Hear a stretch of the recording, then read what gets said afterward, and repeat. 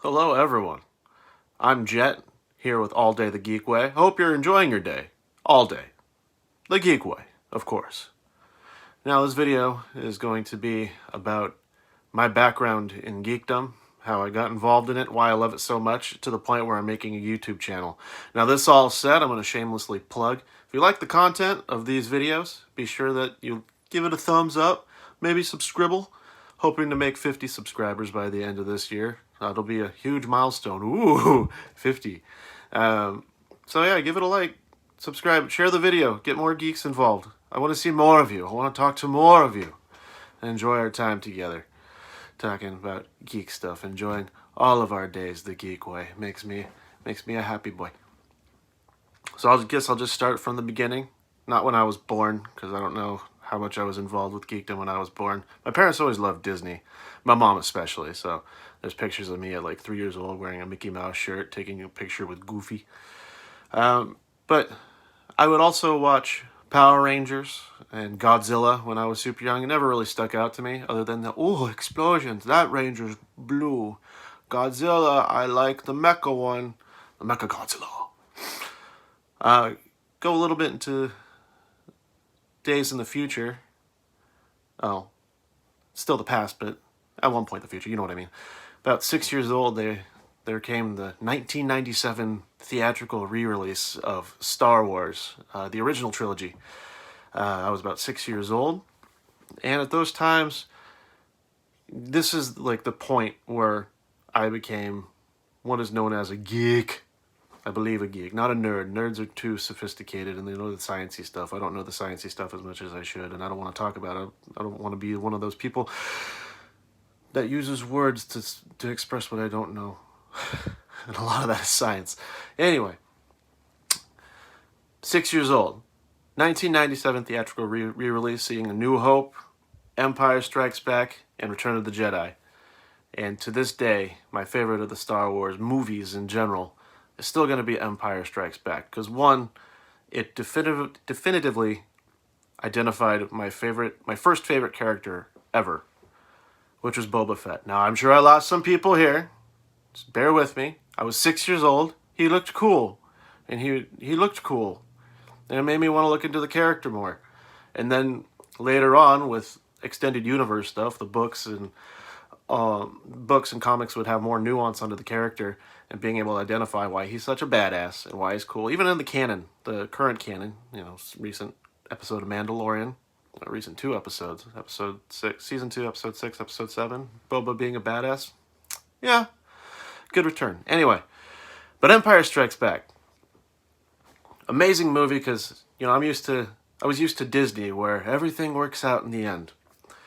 It's the first movie I've been exposed to where it was a dark storyline, and B, the heroes lose in the end. And that always stuck out to me.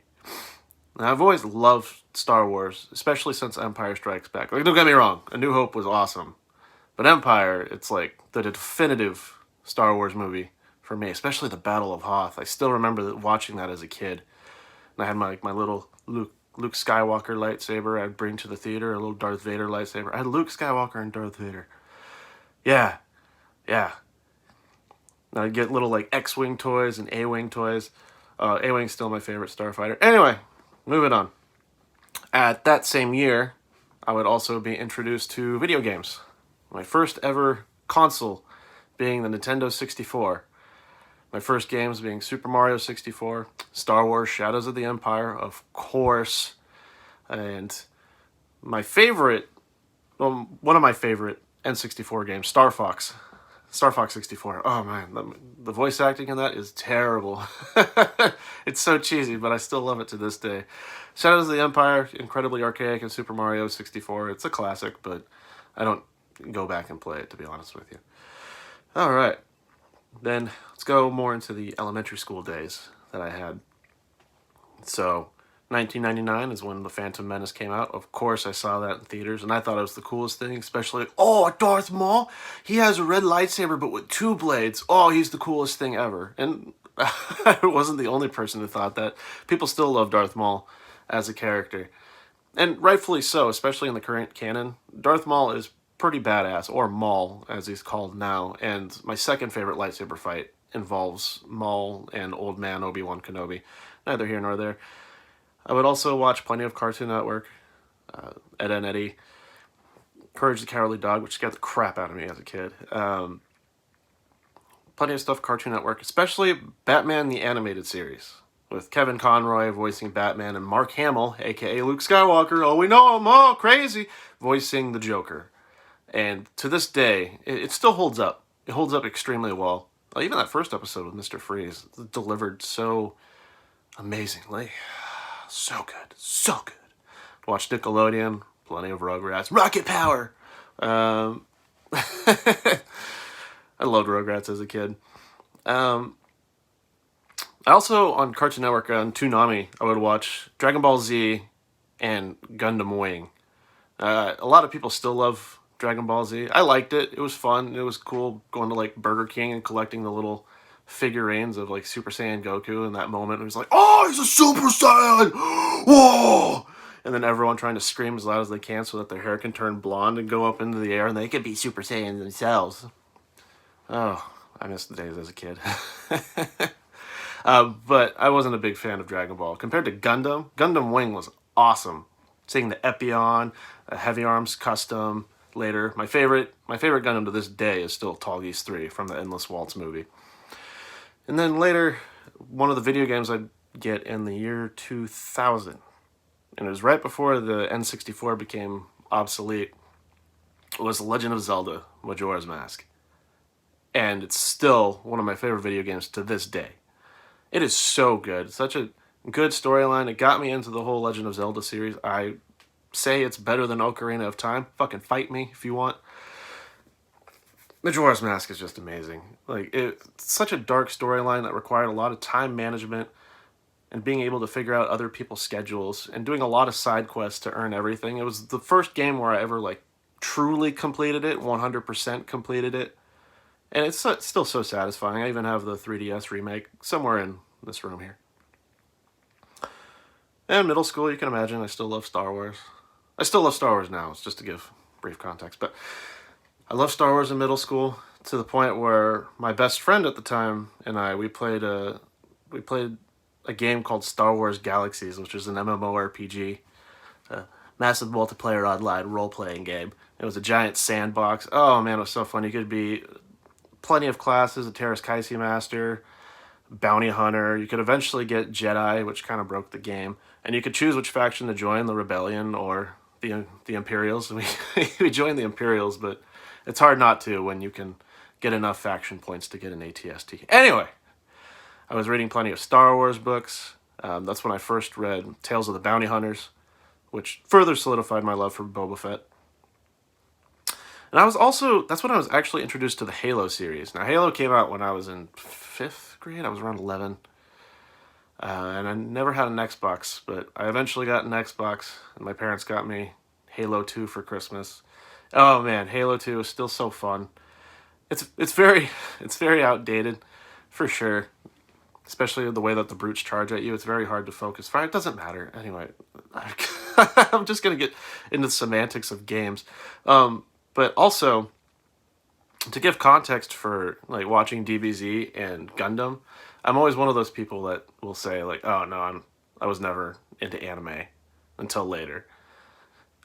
Being in denial and never acknowledging that I enjoyed anime in the past. And on Adult Swim, it was the first time I was exposed to Cowboy Bebop, which is still amazing, and Trigun, which is great up until the last 3 episodes when they had to cut it based off budget restrictions.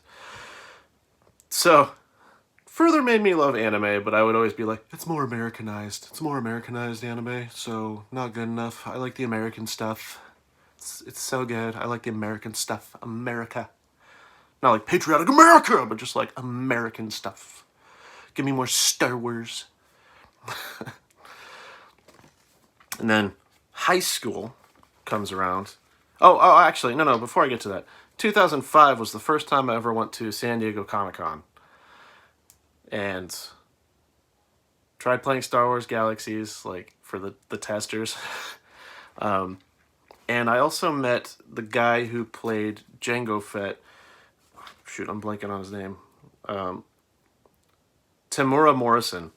That was interesting because also in 2004, 2005, I think 2005, that's when the game Republic Commando came out, along with Battlefront, Star Wars Battlefront. But Republic Commando is one of my favorite video games too. And he voiced the main character, and I asked how it was. He's just like, oh, it's boring. Doing all these voices, go left, go right, go straight. And I'm like, okay.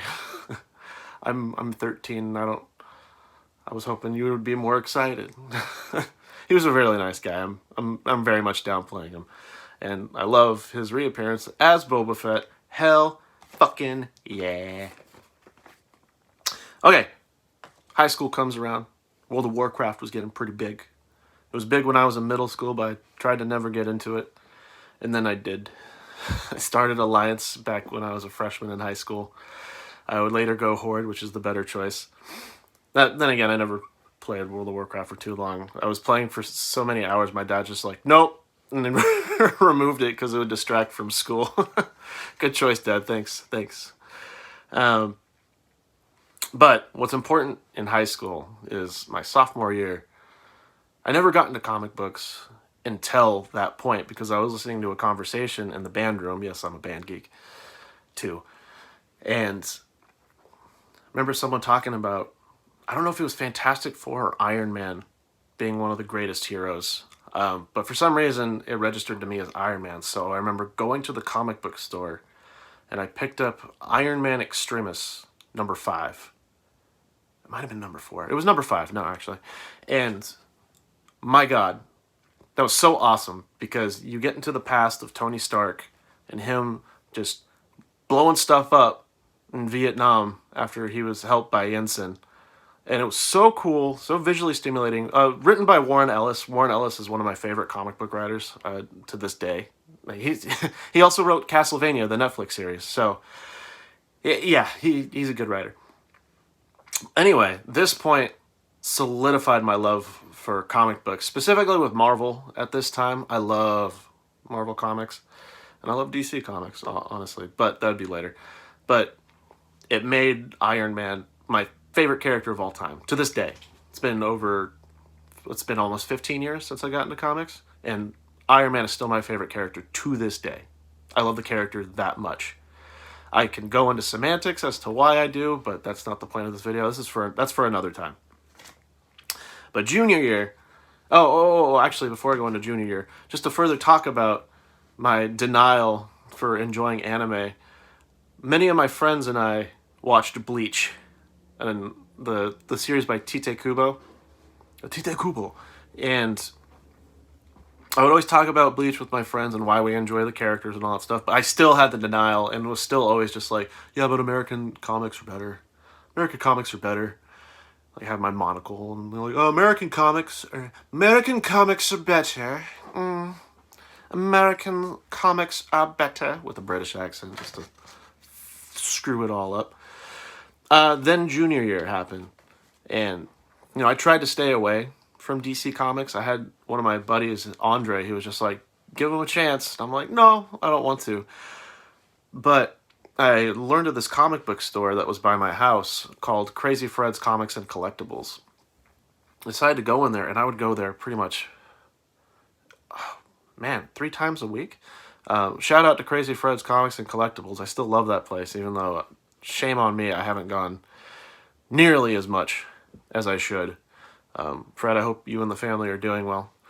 But anyway, I'd go over there all the time, and the owner, Fred, he talked about his favorite characters, which were the Incredible Hulk and Green Lantern, specifically Hal Jordan. Fred, correct me if I'm wrong. And I was just like, okay, I guess I'll try to give DC a chance. And I read Green Lantern up until the Sinestro Corps War.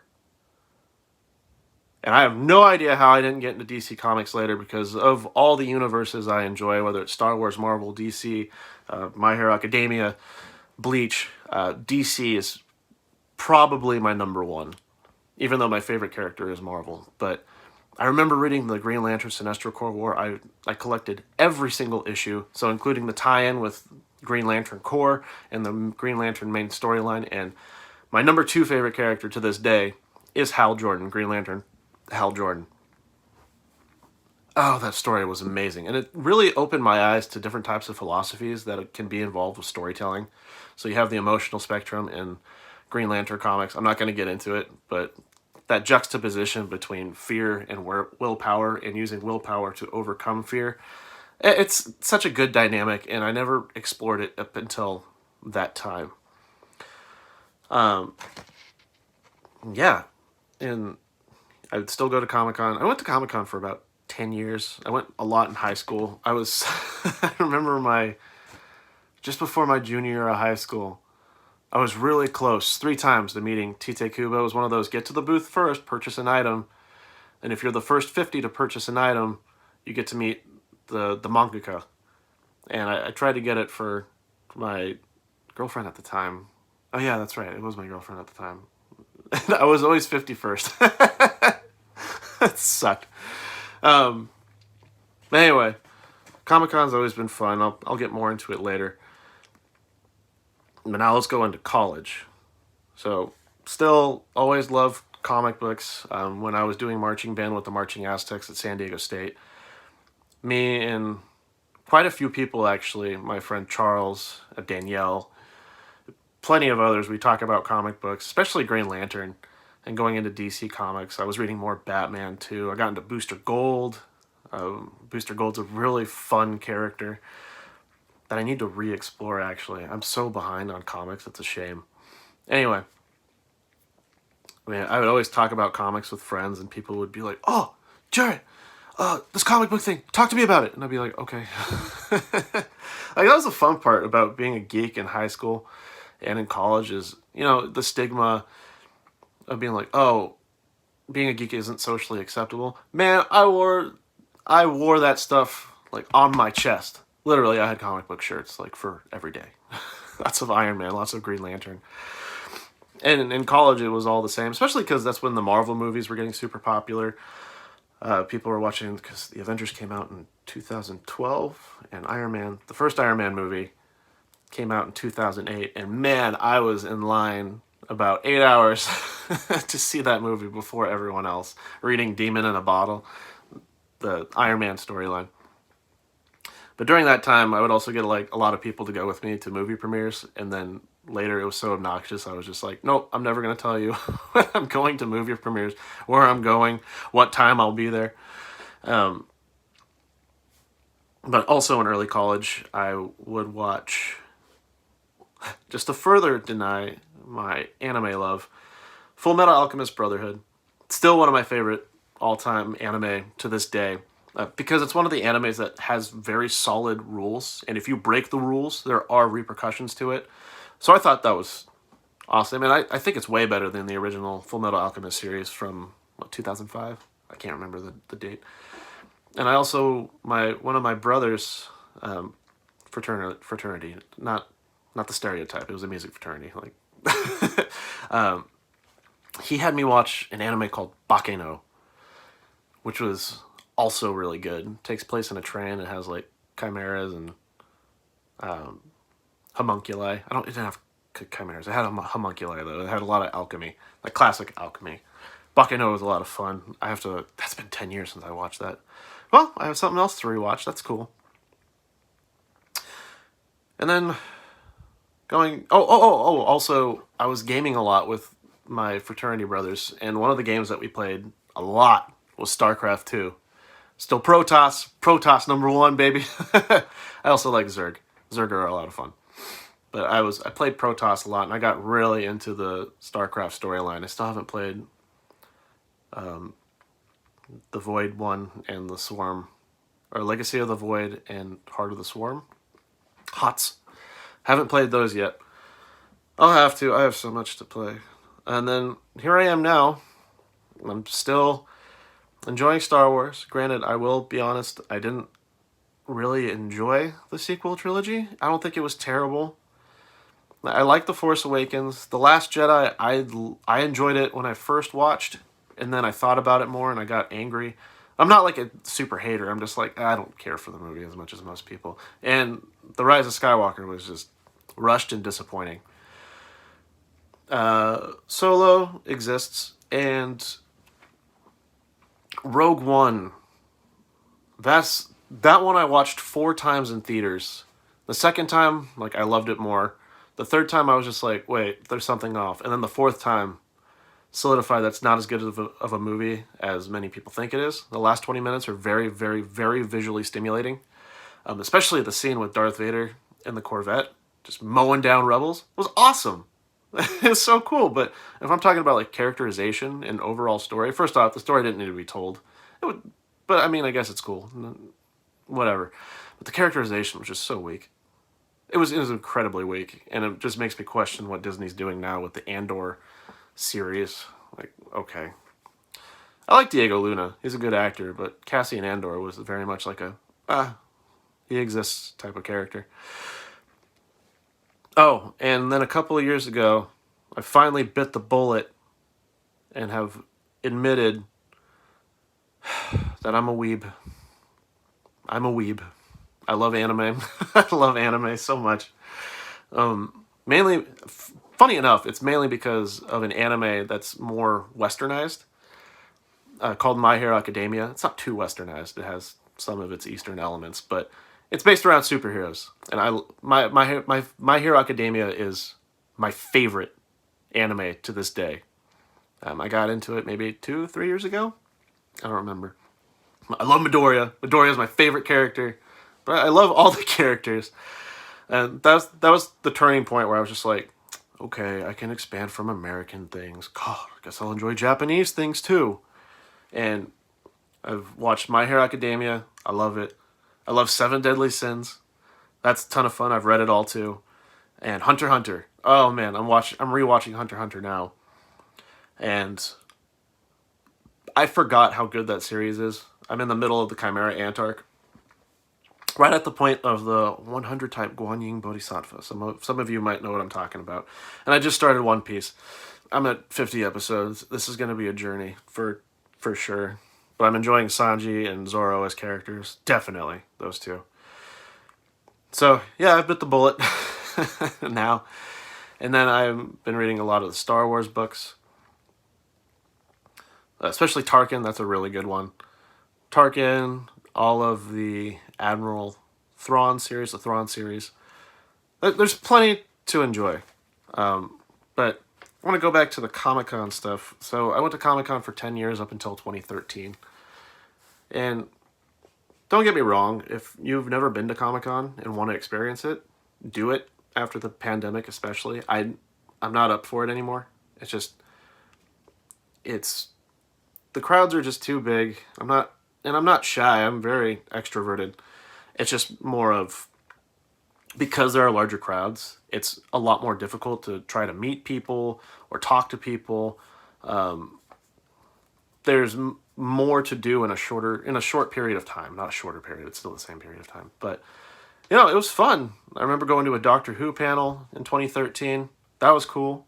I watched Doctor Who early college. I stopped at Angels in Manhattan. Not for any reason. I just never picked it back up. I'll have to do that. But, I've enjoyed these conventions, especially Comic-Con. That was fun. WonderCon is my shit. I love WonderCon. But, I mean, Comic-Con, my final year, as much as I was over the convention, it's also when I met voice actor Steve Blum. I met John Barrowman, who is Ra's al Ghul in Arrow, and he's also Captain Jack? Oh no, I'm forgetting Doctor Who names. Oh no. But that guy. And then I also met Stan Lee.